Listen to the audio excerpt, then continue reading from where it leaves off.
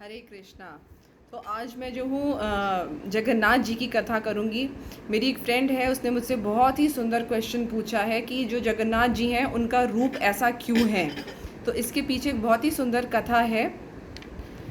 नमो ओम विष्णुपादाय कृष्णपृष्ठाय भूतले श्रीमते भक्ति वेदांत स्वामिनीति नामिने नमस्ते सरस्वते देवे गौरवाणी प्रचारिणे निर्विशेष शून्यवादी पाश्चात्य देश तारणे। हरे कृष्णा। जय श्रील प्रभुपाद की जय हो।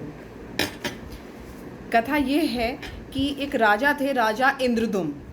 राजा इंद्रदुम जो हैं वो सपने में देखते हैं कि भगवान उनसे कह रहे हैं कि तुमको साक्षात मेरे दर्शन, नील माधव रूप जो मेरा है उसके साक्षात दर्शन होंगे।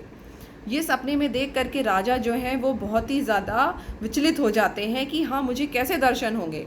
तो उनके राज्य में एक ब्राह्मण थे। उन ब्राह्मण से वो ये कहते हैं कि तुम जाओ और जा करके भगवान नील माधव जो हैं उनको ढूंढो कि वो कहाँ हैं, मैं उनके दर्शन जा करके करूँगा। तो जो ब्राह्मण थे विद्यापति ढूंढने के लिए चले जाते हैं नील माधव को। ऐसे ही उनको रास्ते में भील जाती होती है, वहाँ पे वो ठहर जाते हैं। भील जाती से उनकी मुलाकात होती है और काफ़ी समय वहाँ पे वो अपना व्यतीत कर देते हैं। इसी बीच जो है उनका वहाँ के जो एक काफ़ी ख़ास जगह थी उनकी, जो भील जाति के सदस्य थे विश्ववासु की जो पुत्री थी उनसे विद्यापति जो है वो विवाह कर लेते हैं। फिर कुछ समय में विद्यापति जो है वो ऑब्ज़र्व करते हैं कि जो उनके फादर इन लॉ है विश्ववासु, वो रात को कहीं चले जाते हैं और फिर लौट करके आ जाते हैं। तो वो अपनी पत्नी से विद्यापति क्वेश्चन करते हैं कि ये पिता जो हैं वो तुम्हारे वो कहाँ जाते हैं, मुझे जानना है। तो उनकी पुत्री जो है वो बताती है कि मेरे पिता जो हैं भगवान नील माधव जो हैं उनका दर्शन करने नीलांचल पर्वत पे जाते हैं। ये सुनते ही विद्यापति जो हैं वो बहुत ही ज़्यादा व्याकुल हो जाते हैं कि भाई मुझे तो अपने महाराज को इसकी इन्फॉर्मेशन देनी है और उनको दर्शन कराने हैं, तो मुझे अपने पिता से कहो कि मुझे भी उनके दर्शन करने हैं। उनकी पुत्री जो है अपने पिता से यही बात जाके रिक्वेस्ट करती है, तो वो मान जाते हैं विद्यापति को नीलांचल पर्वत पे ले जाने के लिए, लेकिन एक शर्त के साथ कि तुम जो हो आंखों पे पट्टी बांध करके मेरे साथ चलोगे। तो विद्यापति मान जाते हैं, लेकिन उनको चूंकि महाराज को ले जाना था वहाँ पे, तो वो रास्ते में कुछ राई के दाने बिखेरते हुए जाते हैं रास्ते को ट्रैक करने के लिए। बाद में वहाँ जब वो लोग पर्वत पे पहुँच जाते हैं तो उनके ससुर जो हैं उनकी आंखों की पट्टियाँ खोल देते हैं कि वो नील माधव जो हैं उनके दर्शन कर सकें। इसी बीच जब उनके ससुर कुछ सामग्री एकत्रित करने के लिए जाते हैं उनकी पट्टियाँ खोलने के बाद, तो विद्यापति एक चीज़ ऑब्ज़र्व करते हैं कि वहाँ पे एक कुंड है। उस कुंड का नाम रुक्मणी कुंड है कहलाता है।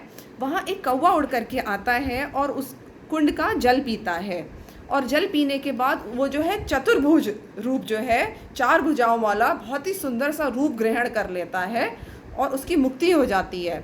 ये देख करके विद्यापति जो है बहुत ही आश्चर्यचकित होते हैं कि ये वाकई में बहुत ही इम्पॉर्टेंट ख़ास जगह है और भगवान का यहाँ पे जो है वो भाव अच्छा प्रकट है।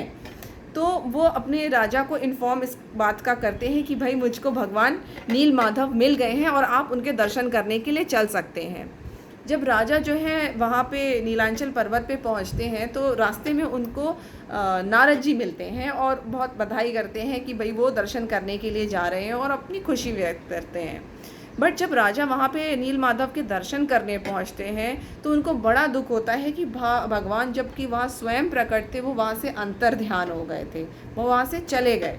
तो राजा बड़े दुखी होते हैं। तो नारद जी उनको बोलते हैं कि नहीं, तुम परेशान मत हो, तुमको भगवान के साक्षात दर्शन धरती पे ज़रूर होंगे। तुम जाओ और जाकर के अश्वमेघ यज्ञ करो, 1000 अश्वमेघ यज्ञ। और राजा ये बात इंद्रदुम मान जाते हैं और जा कर के यही काम करते हैं, 1000 अश्वमेघ यज्ञ वो करते हैं। और इसकी वजह से उपहार स्वरूप उनको जो है एक नरसिंह भगवान के विग्रह जो हैं वो उपहार स्वरूप प्रकट होकर के मिलते हैं। तो उसका भी मंदिर जो है साउथ में अभी भी है। तो अब राजा इंद्रदुम जो है उनको फिर से सपना आता है। भगवान उनको इशारा करते हैं कि मैं जो हूँ तुमको दर्शन दूंगा एक दारू ब्रह्म के रूप में, एक वुडन लॉग के रूप में मैं तुमको दर्शन दूंगा, जो कि एक नीम का वुडन लॉग है, और उसको तुम जाकर के समुद्र से ग्रहण कर सकते हो, निकाल सकते हो। तो राजा इंद्रदुम जो है समुद्र की ओर तुरंत ही चले जाते हैं और उनको जो है वो नीम का वुडन लॉग जो है वो मिल जाता है और वो उसको ले कर के आते हैं और जो विश्वकर्मा थे वो स्वयं आके प्रकट होते हैं और कहते हैं कि इसमें से भगवान का विग्रह जो है वो इनकार करेंगे, लेकिन एक शर्त है विश्वकर्मा जी की कि मैं भगवान का विग्रह जो है जब बना रहा हूँगा उस वक्त उस कमरे में कोई भी एंटर नहीं करेगा। राजा इंद्रदुम्न उनकी शर्त को मान लेते हैं, लेकिन बीच में जो महारानी थी उनको थोड़ा सा क्यूरोसिटी होने लगती है कि अंदर से कोई भी आवाज़ नहीं आ रही है, तो क्या कुछ ऐसा तो नहीं है कि काम हो ही नहीं रहा है, रहा है कि नहीं। तो वो राजा से जाकर के अपने इस बात को रखती हैं। तो राजा भी क्यूरियस हो जाते हैं और वो जो है बिना बताए अचानक से उस कमरे में एंटर हो जाते हैं। और इसी वजह से चूँकि जो शर्त थी विश्वकर्मा जी की वो टूट जाती है, तो विश्वकर्मा तुरंत ही वहाँ से अंतर्ध्यान हो जाते हैं। लेकिन अब इस भगवान का जो विग्रह है, भगवान जी का विग्रह अधूरा रह जाता है। सुभद्रा जी के तो इसमें हाथ भी तक नहीं बने हुए थे। तो राजा दुखी होते हैं इस बात को देख करके, तो उनको नारद जी आकर के ये बात क्लियर करते हैं कि महाराज ये जो सब रूप है भगवान का, इसका जो मेन रूप है वो वाकई में ऐसा ही है और यही भगवान का रूप प्रकट हुआ है, ये अधूरा नहीं है, यही पूर्ण रूप है। इसी तरह से भगवान जो हैं प्रकट हुए थे और ये सब रूप है उनके उस सही सच्चे रूप का। तो वो कहते हैं कि मैं आपको उसकी कहानी सुना सकता हूँ कि भगवान इस रूप में कहाँ प्रकट हुए थे। पहले के टाइम में जो कुरुक्षेत्र है वो एक बहुत ही इम्पॉर्टेंट क्षेत्र माना गया है। जब सूर्य ग्रहण लगता था तो लोग तीर्थ के लिए, स्नान करने के लिए वहाँ पे दर्शन करने जाया करते थे आपके इसमें कुरुक्षेत्र में। तो भगवान कृष्ण जो है अपनी महारानियों के साथ जो है वहाँ पधारते हैं और दूसरी तरफ से राधा रानी और गोपियाँ जो हैं वो भी पधारती हैं कुरुक्षेत्र सूर्य ग्रहण की वजह से। अब जो है सारी महारानियाँ जो हैं वो कृष्णा का भाव जानती थीं कि वो कितना ज़्यादा भाव विभोर हो जाते हैं जब वो राधा रानी का नाम सुनते हैं। तो जो महारानियाँ हैं वो रोहिणी माता जो हैं, कृष्ण जी की माता, बलराम जिन्होंने बलराम जी को जन्म दिया था, रोहिणी माता को सारी रानियाँ जो हैं घेर लेती हैं और कहती हैं कि आप हमको कृपा करके बताइए कि जो कृष्ण हैं वो राधा रानी का नाम सुनते ही इतने ज़्यादा भाव विभोर, इस तरह का भाव क्यों हो जाता है उनके अंदर। तो रोहिणी माता जो है वो सुनाने के लिए कथा तैयार हो जाती हैं, लेकिन कहती हैं कि ठीक है सुभद्रा जो है तुम दरवाजे पे खड़ी रहो और देखो कि कोई आ ना जाए, तो मैं ये कथा जो है सारी महारानियों को सुनाऊंगी। रोहिणी माता की बात सुन करके जो सुभद्रा महारानी थी वो दरवाजे पे खड़ी हो जाती हैं, लेकिन जिस दौरान रोहिणी माता भगवान कृष्ण की कथा कर रही थी, एक तरफ बलराम और एक तरफ कृष्ण जो हैं वो आकर के खड़े हो जाते हैं सुभद्रा महारानी के।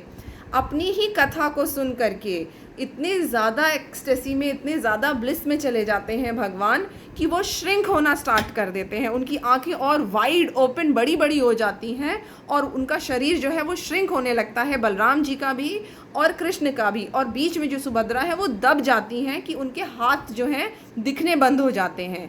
यही मेन रूप है जगन्नाथ जी का, जिसका सब रूप जो है अब प्रकट हुआ है राजा इंद्रद्युम्न के यहाँ। तो ये रूप की कथा जो है नारद जी उनको सुना करके बड़ा ही संतुष्ट करते हैं कि अब इसी विग्रह की भगवान की पूजा होगी। और इस विग्रह जो है इसकी इम्पोर्टेंस इसलिए इतनी है कि भगवान की आईज़ जो है वो इतनी वाइड ओपन है कि वो कोई कसर नहीं छोड़ती है कृपा बरसाने में, कि उनको चारों तरफ जो है इतनी बड़ी बड़ी आँखों से देख करके सब पे कृपा बरसाते हैं। और बहुत ही दयालु और बहुत ही प्रेम भरा जो है उनका ये विग्रह है। इस कथा से एक छोटी सी और चीज़ मैं बताना चाहूँगी जो कि लक्ष्मी माँ जो हैं वो बताती हैं। इस स्थली का, जगन्नाथपुरी जो है उस स्थली को बहुत और नामों से पुकारा जाता है। वो पुरुषोत्तम क्षेत्र भी कहलाता है। लोग कहते हैं it is in a shape of a conch, शंख की शेप का ये क्षेत्र है।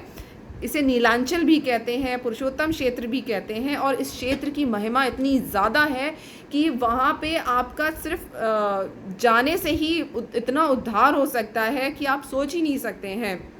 लेकिन वहाँ जाना बड़ा दुर्लभ हो जाता है, इतनी आसानी से वहाँ पे कोई विज़िट नहीं कर सकता है इतनी जल्दी। प्लस लक्ष्मी जी वहाँ पे बताती हैं कि उस क्षेत्र की महिमा क्या है। वहाँ पे देवी देवताओं का भी कोई रोल नहीं है। जैसे यहाँ पे हम सब लोग जो हैं बहुत सारे देवी देवताओं को पूजा करते हैं, जैसे बजरंग बली हैं, माँ दुर्गा हैं, इन सब की। वहाँ पे इस क्षेत्र में ऐसे किसी देवी देवता की पूजा नहीं होती है, वहाँ सिर्फ पुरुषोत्तम भगवान कृष्ण की ही पूजा होती है।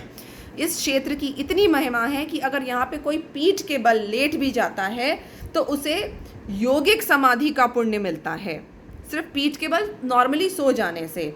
अच्छा, जैसे कहा जाता है कि मटेरियल बातें नहीं करनी चाहिए, हमें जो बातें करनी चाहिए अपनी जीवा का एक्चुअल जो यूज़ होता है वो तभी होता है जब हम भगवान की जीवा से कथाएं करते हैं। लेकिन इस क्षेत्र में अगर आप मटेरियल बातें भी करते हैं तो आपको पुण्य मिलेगा, वेदों को के उच्चारण करने का आपको पुण्य मिलता है। अच्छा, अगर इसके भूमंडल पे कोई नॉर्मली भी चल जाता, ज़मीन पे चलता है इस क्षेत्र की, तो भूमंडल की पूरी परिक्रमा करने भर का उसको पुण्य मिल जाता है। यहाँ पे कोई सांस ले लेता है तो उसको कई अश्वमेघ यज्ञ करने के बराबर का पुण्य प्राप्त होता है। ये क्षेत्र इतना पवित्र और अच्छा माना जाता है।